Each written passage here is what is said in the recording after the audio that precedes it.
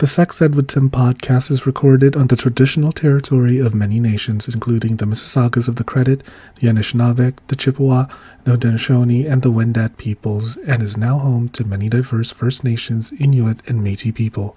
We acknowledge that Toronto is covered by Treaty 13, signed with the Mississaugas of the Credit, and the Williams Treaty, signed with multiple Mississaugas and Chippewa bands.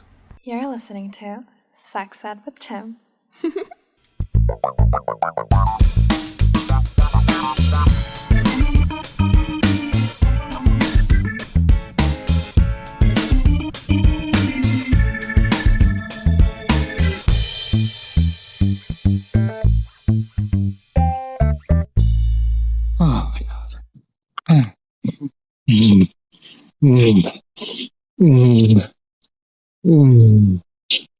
Oh fuck. That was just still trying to find the right adjective. Can you say one? Oh my goodness. Yeah. Explosive. Explosive. I found that exhilarating. Yeah. Almost. Extremely well fused. Almost out of body. What did you like about that? What did I like about it? Yeah.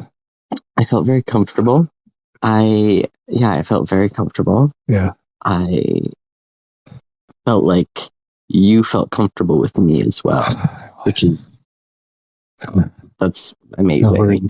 Yeah, that's amazing to have a partner that does that, because then you can literally just like go and explore.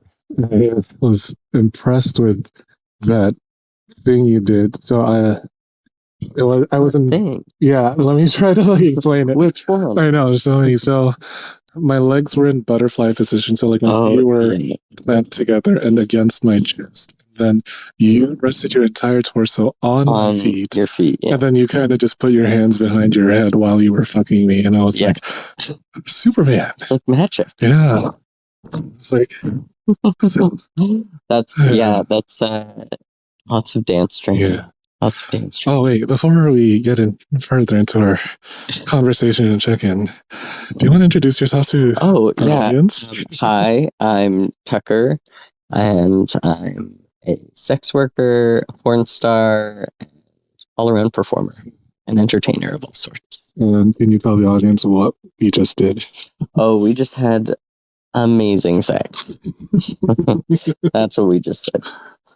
And what was so amazing? What makes sex amazing for you? What makes sex amazing for me? Connection. Yeah. Like, it's honestly chemistry. Like, if my energy meshes well with your energy, it's going to be great. Yeah. And why do you think our energies matched? Like, I believe we had such great sexual chemistry. Instantly. Yeah. Yeah. And I think that sometimes that energy is just there. Like, there is the like instantaneous spark. But then there's also sometimes that there's like a slow burn, and it's a lot of people are like shy, or so drawing that out can be fun. And in our case, do you think it was an instant spark? Oh, it was instant. Yeah, it was instant. I think even like before we had sex, like during our panel, we were like, oh, this guy's cool. Yeah, exactly. The moment I met you, I was like, I'm intrigued by this human. I think I want him in my life. So, yeah. And I want Tucker in my butthole. Yeah. That's just check. Actually, because you're really funny, I really enjoyed the fact that while we were having great sex, we were laughing. Yeah, there was laughter. There was like intimacy. Yeah. There was what were you playfulness. I think. Oh, it was me going like to your dick. Mic check 1 2 1 2. Oh my god, yes. Oh my god, that was so good. And I want to use that. I'm going to use that. You're free to steal it. I will be. So anyone that listens to this podcast, you will also be getting that. To check if your erection is working. Yeah. Mic check 1 2 1 2. Sound check. Yeah. Oh my god, how long have you been a sex worker for? I started when I was 19. So did I. Yeah. I think you mentioned that before. Yeah.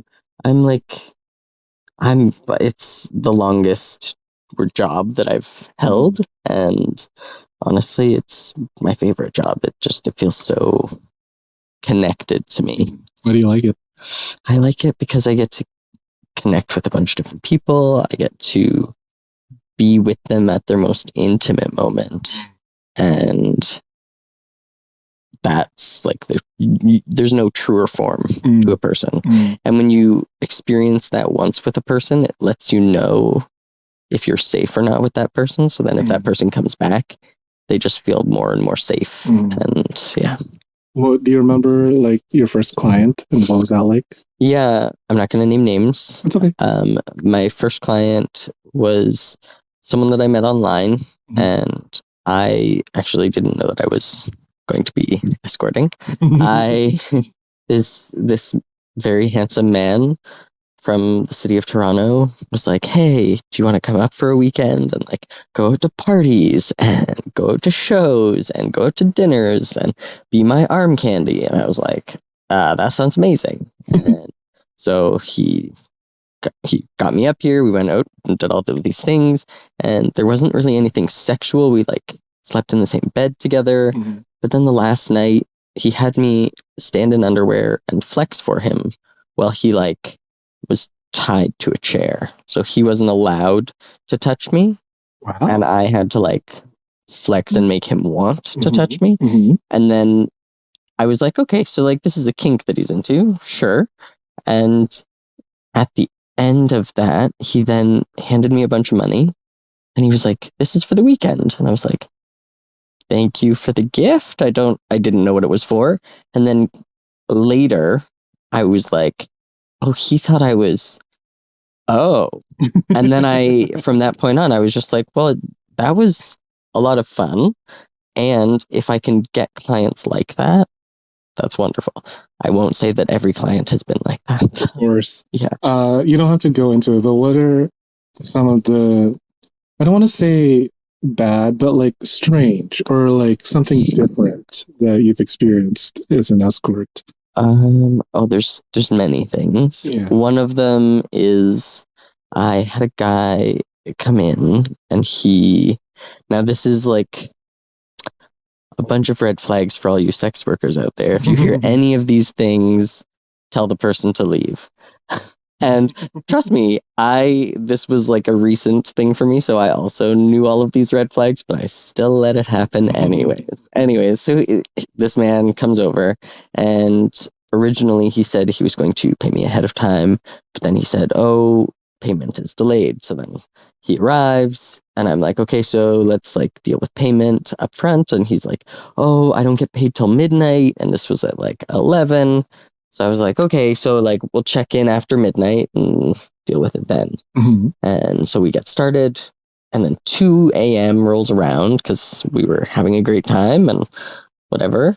And then I check in with him and we go to check, and he's like, oh, and then he reaches into his pocket, pulls out a handful of gold jewelry, and I'm putting gold in quotes, jewelry that he then hands out to me, and he's like, here you go. And I'm like, what is this? No, like you owe me da da da da. And he was like, oh, I don't have that. Here, take this as collateral. This is all of my family's heirlooms from like my great great great grandfather and great great great grandmother. These are all of them. So I'm gonna have to come back and get them. And then I was like, like I asked the man to like give me whatever money he had, which was $15. So he gave me $15 and this jewelry. And I later tracked him down, like asked him to pay. He went to the bank that he said was his bank, and the bank said that they had never seen him or had no access of him. And I still have the jewelry to this day. So, you're not gonna pawn it. Well, I went to a pawn shop and they were like, this isn't really worth anything. Lessons learned. Right. Lessons So learned. that's a bad client. That's a bad client. Who doesn't know how to pay. Yeah, that's awful. Yeah, it is awful. But then I've also had like people that have done things non-consensually, and like that's not okay. Like I did have a client that was asking me to fist him, and I asked if he was prepared to be fisted, and he said yes. I asked him if it was his first time. He said no.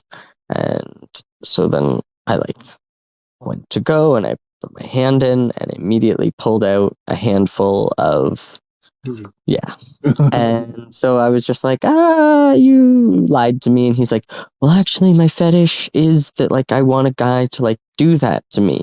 And I was like, okay, so there's nothing wrong with your fetish. What I want you to know is that you're kink shaming yourself by not telling me your fetish and your kink. Because if you're not telling me and you're not being honest with me, it then immediately puts me in a position where I'm in a negative because you've lied to me and you've taken away my consent of the matter. You didn't consent to scat play. Exactly. And so it's not necessarily that like, if someone was to say to me in advance, Tucker, I would like it if you were to scoop handfuls of poop out of my butt, it would then give me the option to say yes or no.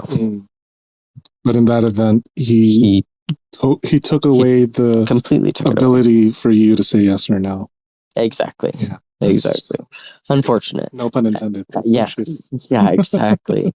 Yeah. Consent. Right. Yeah. Have you ever been to a client where the request was a little out of your like experience? Like, have they asked you to do something you've never done before, or uncomfortable doing, unfamiliar with? So I don't know where this comes from, and maybe I'll unpack this in therapy later. But like, I honestly, I call myself a trisexual because I will try almost anything. I do have a few limits, but like I've never been with a client and been like so shocked. I've had people on the internet that aren't clients do things that are shocking, that are like fans, but like not. No client has ever done anything where I'm like, gasp, grab my pearls. No, like not at all.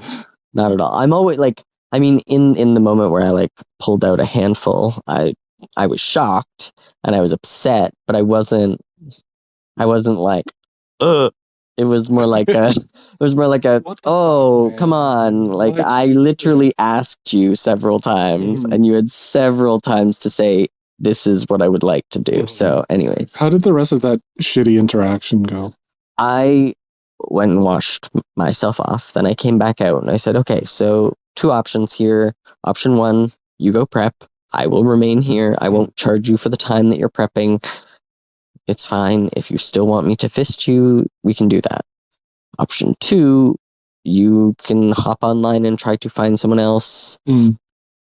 Honestly and openly asking about this fetish. Your choice. And he was like, well, it would take too long to prep. And I was like, okay, well, let me know in the future. And I left. So good. Yeah. I don't think you should be going to clients that like, robbing you of consent or no. Honestly, if you're ever, and this is outside of sex work, if you're ever in a situation where you feel uncomfortable, take yourself out of that situation. Immediately. You do not have to be and remain in a situation where you are putting yourself in mental harm, emotional harm, or physical harm. It's okay to step away. Yeah. And I think that's a very good advice for not just sex workers. But exactly. For everybody. Yeah. Literally everybody. For sure. We'll be right back after this commercial break. Yes! Hey, you sick motherfuckers! I've got a special treat for you. Need a new toy to spice up your sex life? Head over to loveshop.ca/sexedwithtim and get yourself a cock ring, a dildo, a vibrator, or even a life-sized sex doll. Damn, I guess love really does come in all shapes and sizes. Get 15% off your entire order when you use code SEXEDWITHTIM at checkout. They're shipping to all of Canada and the United States because North America is horny.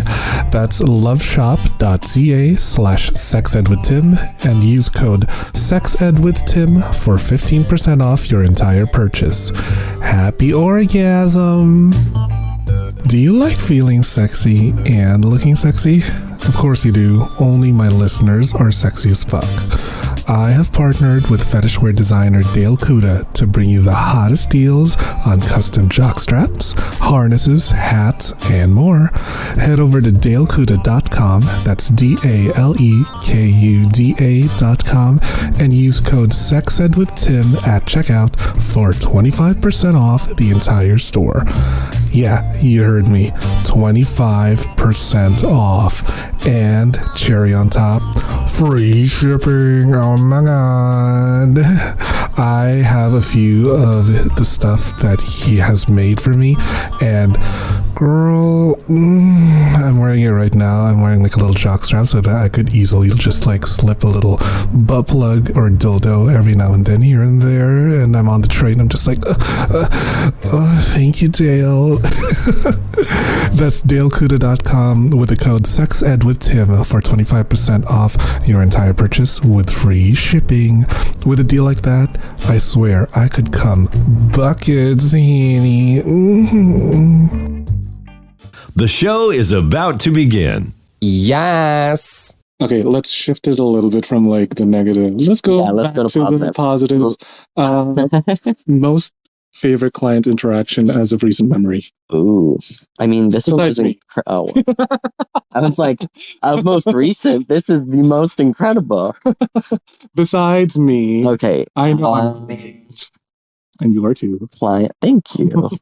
Client-wise, best interaction that I can remember.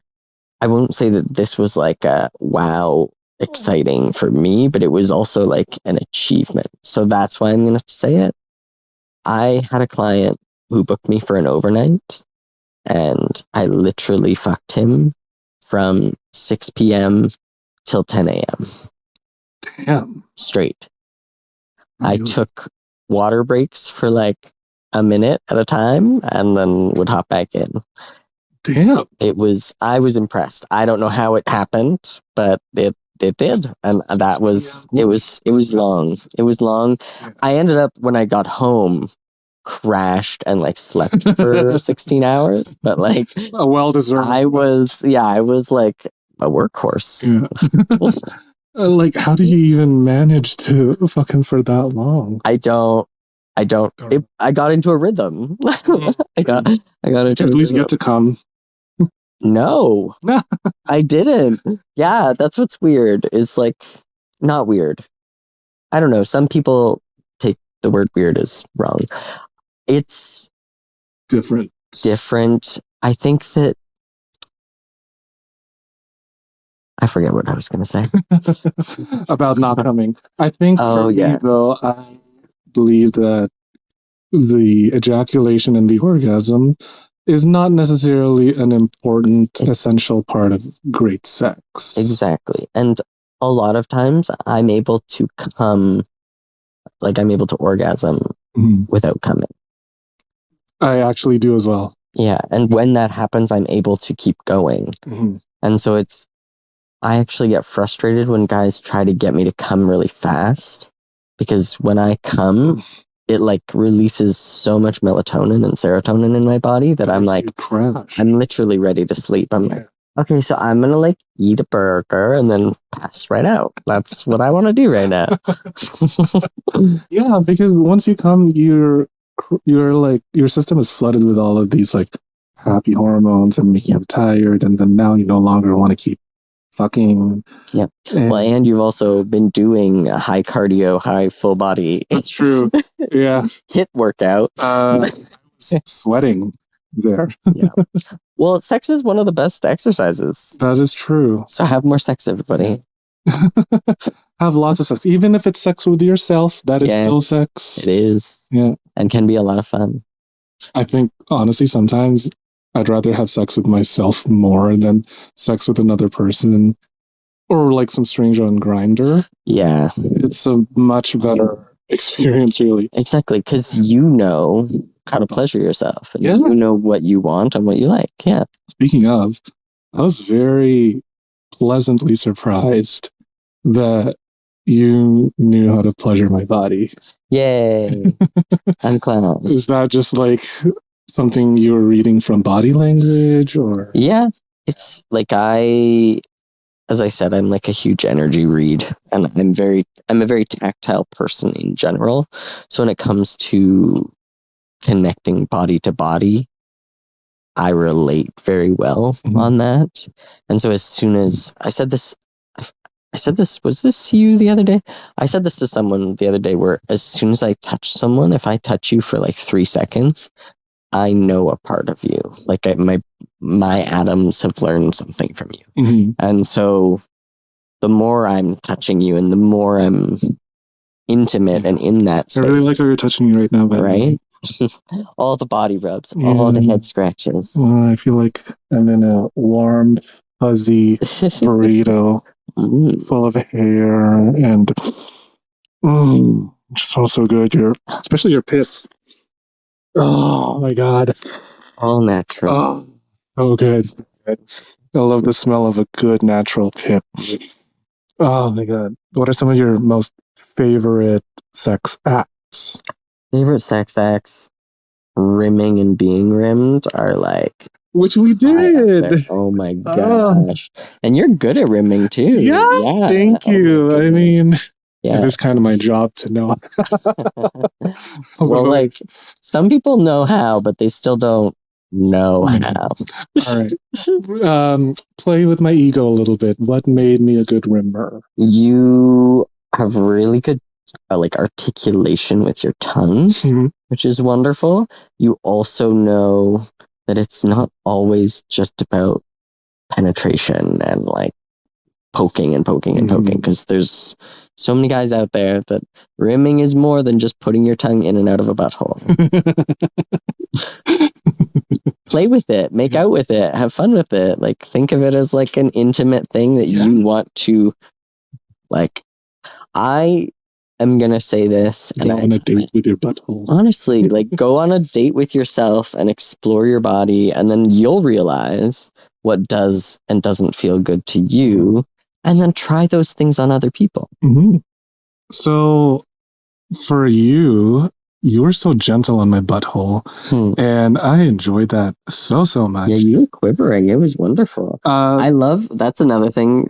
You give such amazing reactions. Well, like I feed off of that, and it's like, oh my goodness. Not me like forcing anything. It's just my body that was responding. So it was wonderful. So we might as well say it here on the show, but like my nipples are basically the like big red button trigger. Yeah, 2 like massive dials that are like. Will ignite if you gently touch. Or... including the ejaculation genital orgasm, you made me come twice. No, 3 times actually.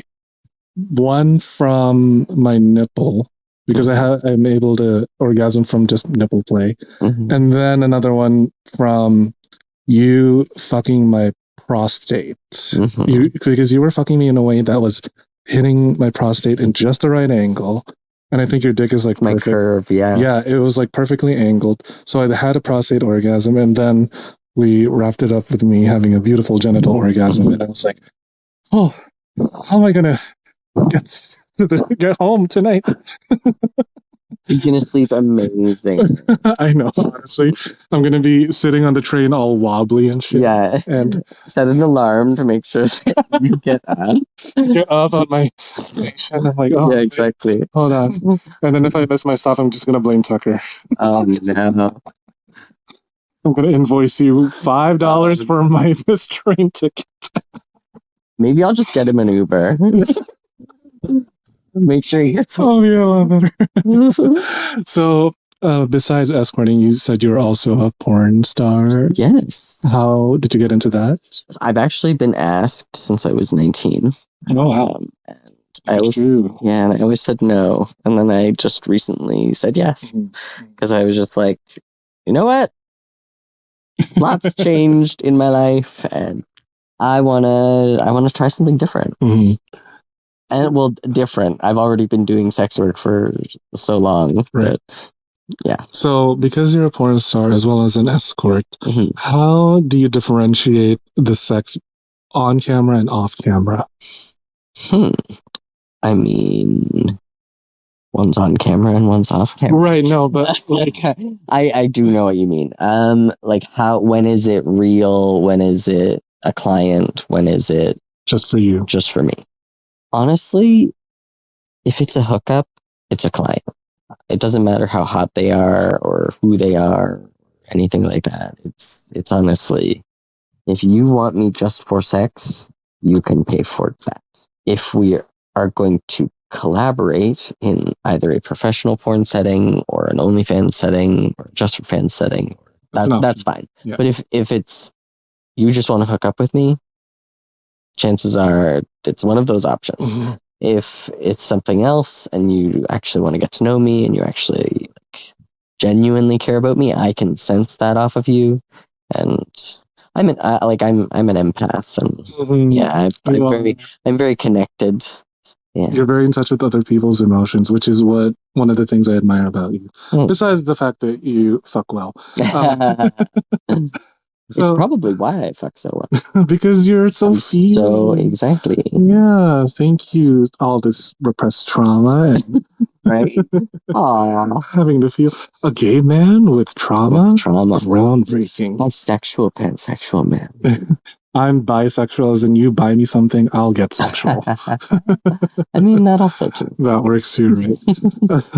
So if someone were to approach you, say, on Grindr or something, and it's just a hookup, and you're like, feeling it, not feeling it, whatever you want, do you tell them that you're an escort, or is this just like something that you're gonna be like, all right, fine? So usually I don't try to do that chat on the apps because I got banned from Grindr. Oh no. Because someone reached out to me and they were like, hey, so can you tell me what your rates are? I can obviously tell that I'm not your type, but I'm generous. And so then I told him what my rates were. He didn't like what my rates were. He thought that they were too high. And so then he immediately reported me, and Grindr saw that I posted and said that I was soliciting, and I got banned permanently. And I was just like, I could create a new account. Do I want to go on an app that doesn't really support sex workers? Yeah, no, probably not. Yeah. So, but when I am dealing with people like that on the apps, I usually am like, I've been doing it for so long that I'm like, hey, here's my cell phone, here's my email, message me through here because we can't discuss this on this app. So that's fair. That's fair. But I guess what I was trying to ask is more like, if you're having sex for yourself and sex with a client, how do you differentiate that? Oh, so for me, sex with a client is me for them. Sex with someone that I am intimate with, it should be equally balanced. And so I know that when I'm going in with a client, I know chances are it's going to be unbalanced. That's the difference, I think, is that And in our situation? Oh no, it was wonderful. Yeah. Yeah, this was wonderful. I really enjoyed it. Yeah, we have great chemistry. I think so, and I see us having sex again. I think so. I think so. I can foresee that. Yeah. I would love to get fucked by you again. I hope so. But we do have to wrap up because you got somewhere to go, and I do. I have a dog. Go dancing. Yeah. Ooh, fun.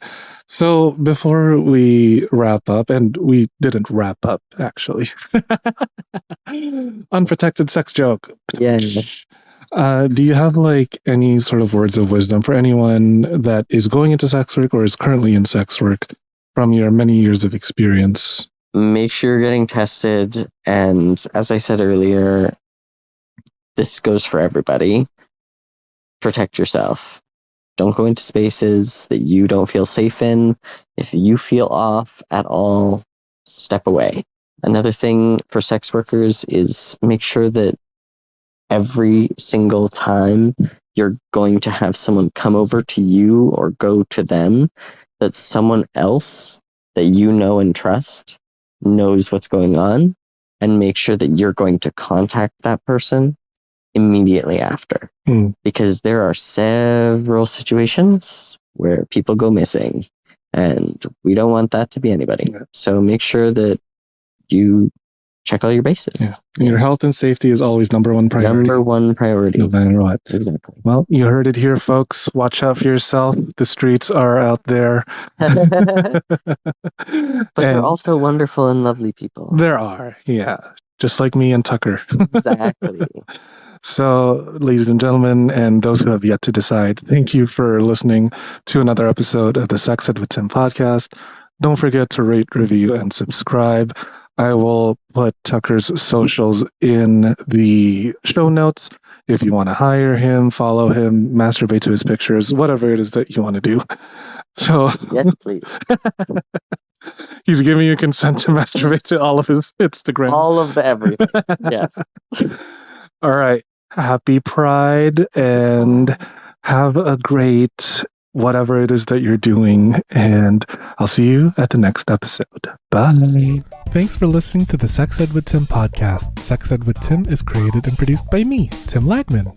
Music is Aces High by Kevin MacLeod. Follow me on Twitter and Instagram at GaySlutClown and at Sex Ed with Tim. You can also like and follow me on the Sex Ed with Tim Facebook page. If you enjoyed the show, please rate, review, and subscribe on Apple Podcasts, Spotify, or wherever you get your podcasts. Thanks for all your support, you dirty little slut. Mwah.